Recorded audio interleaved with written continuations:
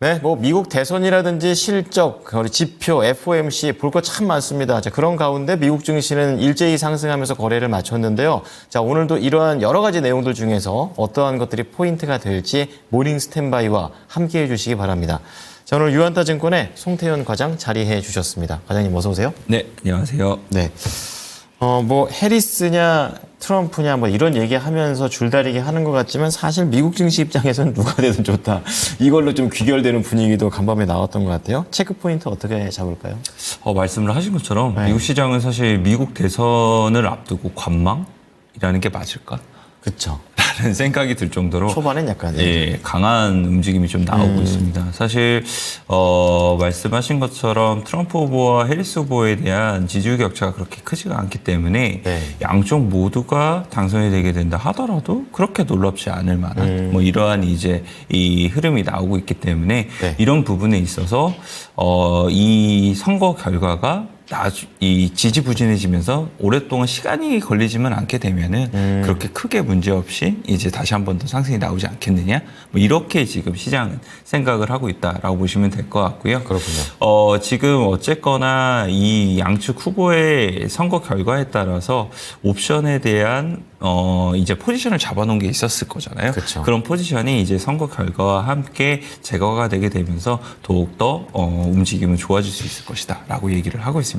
네. 뭐 일부에서는 이 트럼프 후보자가 이제 이 당선이 되게 되면 단기적으로는 더욱더 올라갈 가능성이 많아진다라고 얘기를 하게 되고 해리스 후보가 당선이 되게 되면 오히려 반대로 이제 당분간 단기적으로 하락이 나올 수 있다라고 얘기를 하게 되는데 트럼프 후보의 당선 이후에 이 단기적으로 상승이 나왔을 때는 오히려 일부는 좀 줄여야 된다라고 얘기를 하고 있고요. 네. 반대로 해리스 후보가 이제 당선이 되게 되고 빠지게 됐을 때는 저가 매수로서 대응을 해야 된다라고 얘기를 하게 됩니다. 그 이유를 보게 되면 이제 내년도에 결국은 관세 정책 관련돼서 트럼프 후보가 됐을 때는 결국은 더욱더 많은 부분 관세가 올라가게 될 그렇죠. 거니까 네. 그런 부분에 있어서 경제가 더욱더 좋지 못할 가능성이 높기 때문이다라고 얘기를 하고 있으니까 네. 그런 부분도 선거 결과와 함께 우리의 전략으로서는 생각을 해봐야 되지 않을까 이렇게 생각해 볼 수 있는 것 같습니다. 네. 자, 이제 대선과 관련해서는 지연되지만 않으면 악재가 안 될 것으로 보입니다. 자, 그런 가운데 미국 증시 내에서는 기술주 중심의 강세들도 나와줬었는데요. 뭐 특징주로 어떤 종목들을 좀 보셨습니까? 일반적으로 그냥 빅테크 다 대부분 좋았어요. 빅테크 대부분 좋았었고, 그리고 AI 관련된 종목들이 양 후보가 누가 당선이 되게 된다 하더라도 네. 문제없을 것이다 라는 관측이 상당히 많이 나온 가운데, 예. 팔란티어 테크 같은 경우에는 이제 전일 장마감을 하고 나서 실적 발표를 했었고 그리고 시간에서 많이 올랐었는데 역시나 그것이 장에 반영이 되게 되면서 큰 폭의 상승이 나왔다라고 보시면 될 것 같고요. 사상은 최고가를 갱신을 하게 되면서 AI 섹터에서는 아직도 계속적으로 이러한 기회가 연결이 되고 있는 부분이 상당히 많다라고 보시면 될 것 네. 같고 AI 관련돼서는 지금의 산업 초기에 들어간 것을 다시 한 번 더 확인을 해주고 있는 결과이지 않나라고 보시면 될 것 같습니다. 그래서 네. 팔란티어 같은 경우에는 지금 3분기 실적 관련돼서도 컨센서스를 상회하는 이런 흐름이 나오게 됐고요. 연간 가이던스를 보게 된다 하더라도 그 이전보다 그리고 컨센보다 상향 조정을 하게 되면서 시장에서는 환호를 했다라고 보시면 될 것 같습니다. 네, 뭐 대선 후에 정책의 교집합에 어떠한 업황이 있느냐 이러한 것들은 뭐 국내외적으로도 계속 얘기가 되고 있고 거기에 또 AI가 들어가 있습니다.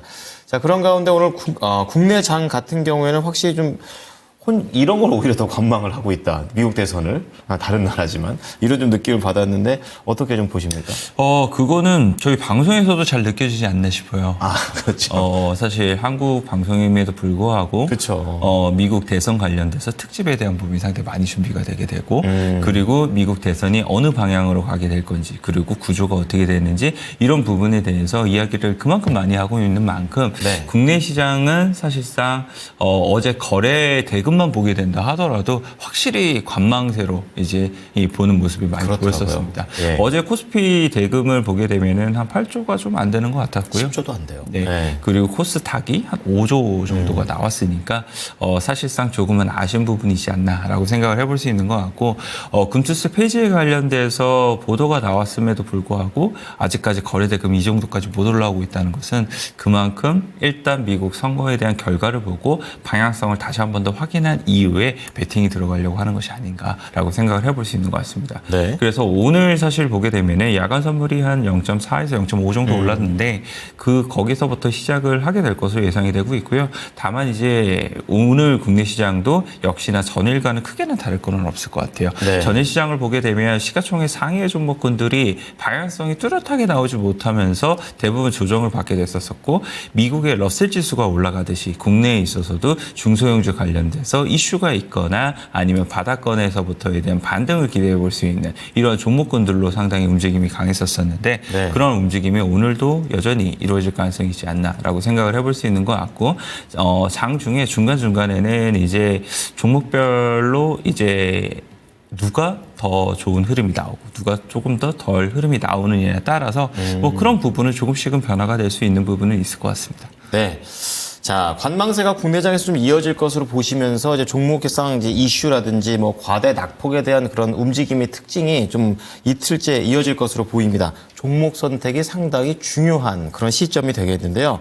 자, 그럼 이어서 모닝 관심주 좀 보도록 하겠습니다. 우선 첫 번째 키워드 어디에서 잡으셨습니까? 역시 미국 대선이죠. 그렇죠. 오늘은 그 얘기 진짜 많이 나올 것 같아요. 뭐 사실 어제부터도 뭐 이미 많은 이런 이제 매체들에서 나왔던 부분이 있었었는데 결국 오늘 누가 되느냐. 뭐 오늘은 나오지는 않겠지만 그렇죠. 오늘 이제 뽑게 되는 거고 그리고 그 결과가 뭐 이번 주 후반 정도 되면 나오지 않을까라고 생각을 하고 있습니다. 사실상 이런 부분을 생각해 봤을 때는 이번 주 국내 시장이 썩 좋지만은 못하겠구나. 그렇죠. 라는 부분을 생각을 해볼 수 있게 되는 걸 테고 역시나 섹터 순환매의 관점에서 생각을 해봐야 될 텐데 어쨌거나 미국 대선에 대해서 이제 흐름들을 보게 되면은 이 트럼프 후보에 대한 이 결과가 상당히 좋게 될 것이다. 당선이 될 것이다. 이러한 결과치가 상당히 높았었는데 네. 그런 부분이 막판에 해리스 후보에 대한 지지율이 상승이 되게 되면서 지금은 어느 정도 진짜 박빙의 이런 승부가 나올 것이다. 라고 이제 시장에서는 예측을 하고 있습니다. 네. 그래서 이에 따라서 과연 얼마만큼이나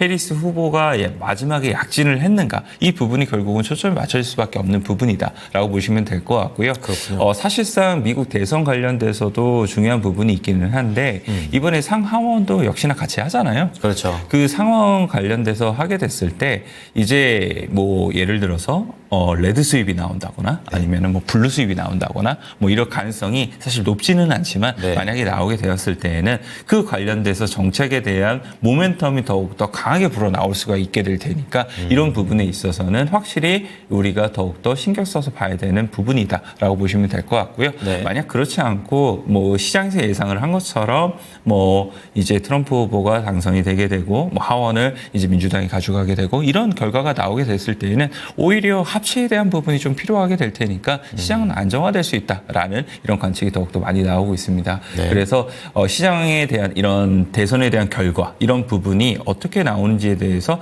대략적으로 머리로서는 이해를 할 부분은 필요하다라고 보시면 될 것 같고 그리고 CNBC에서는 경험적으로 보게 되면은 미국 대선의 결과 이후에 장기적으로는 계속적인 상승이 나왔다고는 합니다. 네. 그런데 단기적으로는 변동성이 있게 되면서 조정을 받았던 경우가 상당히 많을 테니까 단기적으로는 일단은 이런 변동성에 우리가 대응을 해야만 한다. 대비를 해야만 한다. 이렇게 얘기를 하고 있고요.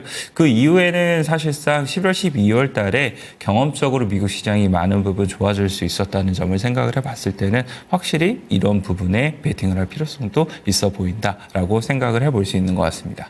자, 어쨌든 이제 통계적으로도 그렇고 대선이라는 그런 모멘텀 역시 미국 증시한테는 상승의 재료가 될 수 있다. 좀 이렇게 얘기를 좀 해주셨습니다. 자, 그런 가운데 또 시장에서 봐야 되는 게 트럼프 대선 후보자를 밀고 있는 일론 머스크 CEO. 도지코인도 좀 많이 올랐는데 이러한 부분에서 테슬라의 움직임들도 어떻게 같이 보는 게 좋을까요? 오늘 보게 되면은 테슬라가 3% 정도 상승이 나왔어요. 네. 그리고 오랜만에 반등이죠. 외에도 사실상 트럼프의 이 후보자의 수혜를 받을 수 있을 만한 뭐 이런 종목군들, 트럼프 후보자의 상징적인 종목군들, 뭐 이런 종목군들이 대부분 강세를 보였단 말이에요. 네. 그래서 반대로 그러면 해리스 후보 관련돼서 이제 수혜를 받을 수 있을 만한 종목들은 빠졌는가? 또 그것도 아니에요. 뭐 신재생이나 이런 것들 안 예. 빠졌습니까? 보면 네. 사실상 이렇게 특별하게 많이 올라가지는 않았지만 그래도 플러스를 내주고 있거든요. 그런 점을 생각해 봤을 때는 일단은 시장에서는 배팅 자체는 트럼프 우위에 배팅이 들어가기는 있지만 뭐 결국은 박빙이 계속적으로 나올 수밖에 없는 것이 아닌가라고 보여지고 있고요. 네. 그리고 미즈노에서도 보게 되면은 아까 말씀을 드린 것처럼 양 후보가 누가 당선이 되게 된다 하더라도 사실 AI라든지 빅테크라든지 기술주 관련된 종목들은 크게는 변화는 없다라고 얘기를 하고 있습니다. 하지만 이제 그 외에 뭐 신재생이라든지 아니면은 금융이라든지 이 헬스케어라든지 이런 종목군들은 선거 결과에 따라서 크게 달라질 수가 있을 테니까 이런 종목군들은 확실하게 이 선거 결과에 따라서 대응이 필요하다라고 얘기를 하고 있으니까 이제 시청자분들께서도 내 포트에 이런 종목군들이 들어있다면 선거 결과를 보시면서 일부는 조정을 좀 해주는 것이 필요하지 않을까라고 생각을 하고 있습니다. 그렇군요. 자, 그렇다면 이런 대선과 관련해서 여러 가지 파생되는 그런 내용들을 항상 예측을 해 가면서 관련된 종목들을 좀 봐야 될 것 같은데, 과장님께서는 어떤 종목을 관심주로 보십니까? 일단은 뭐 정설은 그거죠. 뭐 양 후보가 당선이 되게 된다 하더라도 네. 좋은 sektor. 그렇죠. 를 봐야 된다라는 게 그거긴 한데요. 뭐 대부분 사실 얘기를 하는 거였는데 사실 고민은 많았었어요. 어떤 종목을 갖고 올까 고민을 하다가 그래도 정석적으로 일단 가져오는 게 좋지 않을까라고 생각을 해서 네. 효성중공업 가지고 왔습니다. 최근에 효성중공업이 계속해서 우상향하고 있는 흐름들을 보여주잖아요. 네, 어떤 맞습니다. 포인트를 좀 더 자세히 볼까요? 일단은 전력기기 관련돼서 계속적으로 실적이 좋아진다는 게 포인트가 맞춰지는 것 같아요. 효성중공업 같은 경우에는 다른 이제 전력기기 관련된 업체들 대비했을 때보다 이런 부분에 있어서 이제 사업 부분이 좀 나뉘잖아요. 그렇죠. 나뉘어 있다 보니까 100% 수혜를 받지 못했던 부분이 있었었는데 이제 이런 부분을 주가에 계속적으로 반영이 시켜주는 부분이 있다라고 보시면 될 것 같고 네.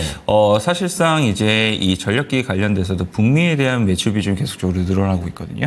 그런 부분에 있어서도 효성중공업을 계속적으로 봐야 되는 요소가 될 것 같고요. 또 한 가지는 이제 코스피 200 관련돼서 정기 편입에 대한 이슈가 일어나게 될 텐데 네. 이 효성중공업이 편입 예상 후보군 중에 한 종목입니다. 그렇게 되다 보니까 수급적인 측면에 있어서도 효성중공업이 더욱더 좋을 수 있다는 점, 그리고 거래량이 그렇게 많은 종목이 아니기 때문에 만약 이러한 수급적인 이 쏠림 현상이 나오게 됐을 때는 추가적인 상승에 대한 기대감이 상당히 높아질 수 있다는 점, 뭐 이런 점까지 생각을 해봤을 때는 효성중공업 전 고점 부분까지 올라오기는 했지만 그래도 여기서 추가적인 상승에 대한 기대감을 갖고 매수해볼 만한 종목이 된다라고 말씀드리도록 하겠습니다. 종가 기준으로는 지금 가장 사상 최대치가 아닌가 좀 이런 상황이어서 그 위를 이제 안 가보기를 좀 말씀을 해주셔야 될 텐데 목표가 얼마나 보십니까? 목표가를 요즘 높게 잡는 건 의미가 없는 것 같아요. 그래서 그렇죠. 네. 시장 상황이란 이런 부분이 물론 어떻게 더 좋아질지는 모르겠지만 네, 네. 지금 상황에서는 한 50만 원권 이제 보시면서 대응을 하시면 좋지 않을까라고 생각하고 있습니다. 네, 좋습니다. 자, 미국 대선과 관련해서 가장 중요한 거는 교집합에 어떤 종목과 업황이 있느냐 이거인데 효성중공업을 말씀해 주셨습니다. 두 번째 키워드는요?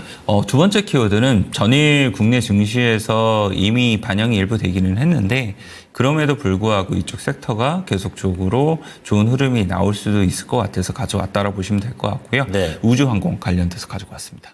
저는 이게 좀 일시적인 단기적인 모멘텀 아닐까? 좀 이런 생각도 했었었는데 어떠한 관점으로 보십니까?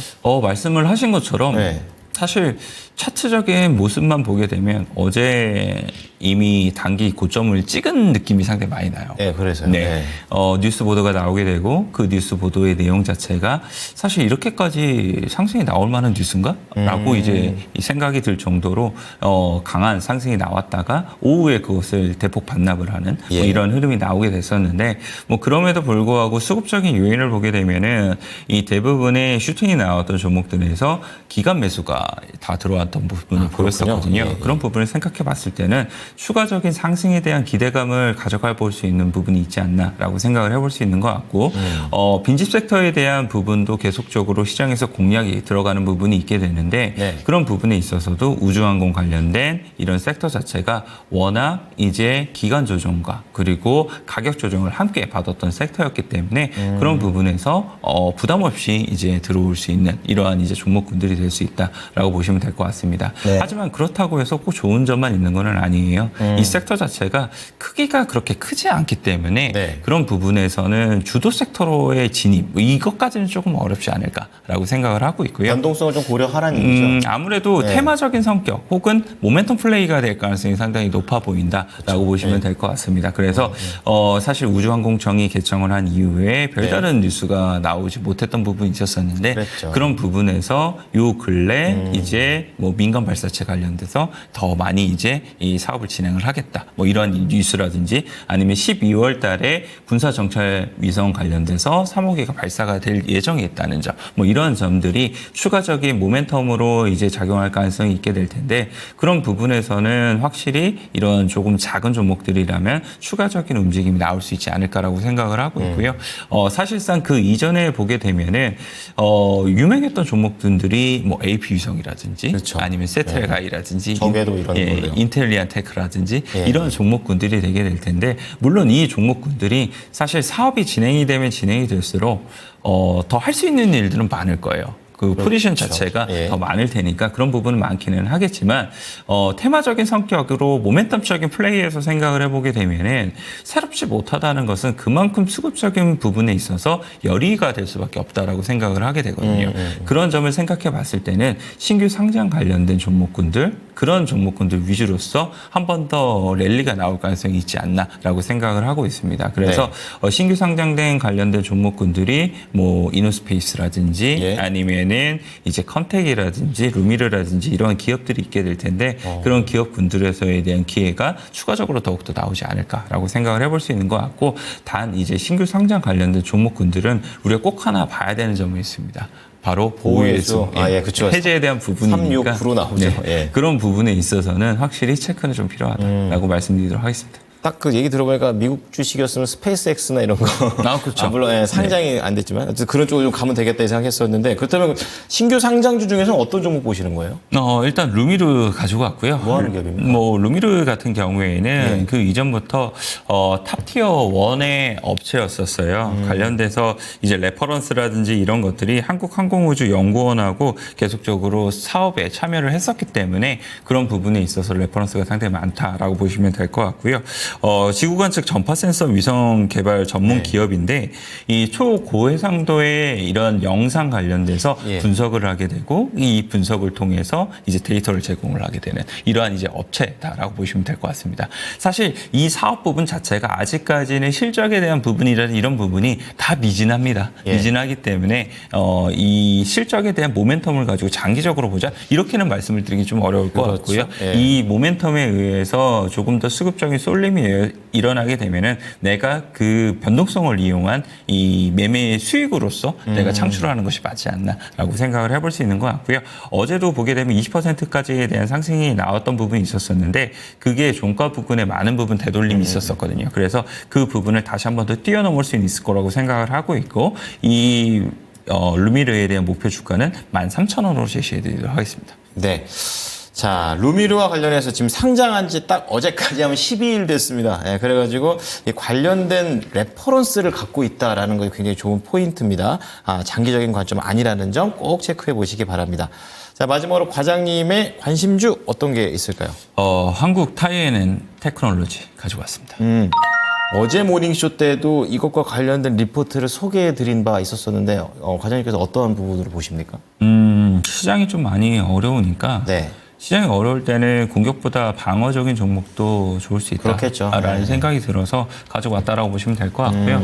사실 자동차 섹터에 대한 탑픽이 요즘 뚜렷하게 나오지를 못하고 있습니다. 왜냐하면 완성차 관련돼서 자동차 섹터의 탑픽을 계속 맡아왔었었는데 네. 그 완성차 업체들이 수요에 대해서 의문감이 들 수밖에 없는 부분이 생기다 보니까 거기에 따라서 피크아웃에 대한 논리가 나오게 되고 그에 따라서 섹터 내에서 탑픽이 타픽이 부품주로 갔다가 그 외로 움직였다가 그리고 다시 한 번 더 타픽을 찾아내기 위한 노력을 보이고 있는 뭐 이런 부분이다라고 보시면 될 것 같고요. 네. 이런 부분에 있어서 타픽이 워낙 바닥권에서 실적은 좋았었는데 주가에 반응이 없었던 한국 타이어앤테크놀로지까지도 실적 그 타픽에 대한 선정에 변화가 나올 수 있지 않을까라는 관점에서 가지고 왔다라고 보시면 될 것 같습니다. 그래서 한국 타이어앤테크놀로지 같은 경우에는 3분기 네. 실적이 어닝 서프라이즈를 기록을 했던 부분이 있었었는데 사실 작년 4분기 때부터 실적의 턴어라운드는 이미 나오기 시작을 했었습니다. 네. 4분기 연속으로 어닝이 잘 나왔음에도 불구하고 주가를 보게 되면은 고점 대비 거의 반토막 수준까지 내려왔던 부분이 있었었거든요. 못 따라가네요. 사실 여러 가지 부분이 있을 것 같아요. 하나는 이제 이 한우 시스템 관련돼서 이제 이 M&A를 하는 과정 속에서 너무 과도하게 이제 밸류 프리미엄을 줬던 게 아닌가. 뭐 이러한 이제 이 관측 때문이었던 부분도 있었을 거고요. 또 한 가지는 이제 이 완성차 업체들이 계속 피크아웃에 대한 논란이 있었었는데 그 피크아웃에 대한 논란을 과연 타이어 업체들도 피해갈 수 있을 것인가. 이 그렇죠. 부분 두 가지 때문이었다라고 보시면 될 것 같습니다. 근데 이 구조적인 부분을 보게 되면은 확실히 한국 타이어 테크놀로지가 확실히 이 신규 타이어용 관련돼서는 계속 줄어드는 것은 사실이기는 하지만 그럼에도 불구하고 교체용이라든지 아니면 신규 타이어에서도 전기차용 관련돼서 더욱더 비중이 늘어나다 보니까 마진율이나 이런 부분이 더욱더 많은 부분 좋아지고 있다라고 보시면 될 것 같고요. 네. 그 외에도 보게 되면은 이제 4분기 때 이 관세에 관련돼서 충당금을 쌓아놨던 부분이 있었었는데 그 관세의 충당금을 환입이 될 가능성도 있으니까 4분기 실적 그리고 내년도 실적까지에 대한 구조적인 성장을 기대해 볼 수 있는 부분이 있다라고 보시면 될 것 같습니다. 그래서 바닥에서부터에 대한 턴어라운드가 진행될 가능성이 상당히 높아 보이는 종목 중에 하나이다라고 말씀드리도록 하겠습니다. 네. 자, 그렇다면 이제 4만 원 목전이고 어제 워낙에 또 강하게 또 상승을 해가지고 전고점까지 봐야 되는 건지 목표가 어떻게 설정할까요? 정고점까지는 힘들죠. 쉽지 않고. 네. 예. 한 4만 5천 원 선을 목표가로 제시를 해드리고요. 네. 일단 이러한 탑픽군들에 대한 변화가 있는 중에 선정이 된 종목들 같은 경우에는 무언가 하나의 이러한 포인트들이 채워지기 시작하게 되면 다시 한 번 더 이동을 하는 모습을 많이 보이게 되거든요. 그래서 저는 한 4만 5천 원권까지 가게 되면은 일단은 정리하고 계속적으로 유효한 탑픽으로서의 역할을 하는지 이걸 체크해 보겠다라고 말씀드리도록 하겠습니다. 약간 맛집처럼 샀다 팔았다 예, 가능한 종목이기도 하네요. 자, 그럼 송태현 과장의 세 가지 종목 다시 한번 정리해 드리겠습니다. 첫 번째는 미국의 대선과 관련해서 연결고리를 좀 찾아봤습니다. 전력기기 또 이쪽과 되겠고 개별적으로는 뭐 편입에 대한 이슈까지 있으면서 수급 재료까지 있습니다. 효성중공업이고요. 50만 원의 목표가. 그리고 두 번째는 우주항공 쪽에서 신규 상장 기업으로 접근합니다. 루미르라는 기업이고요.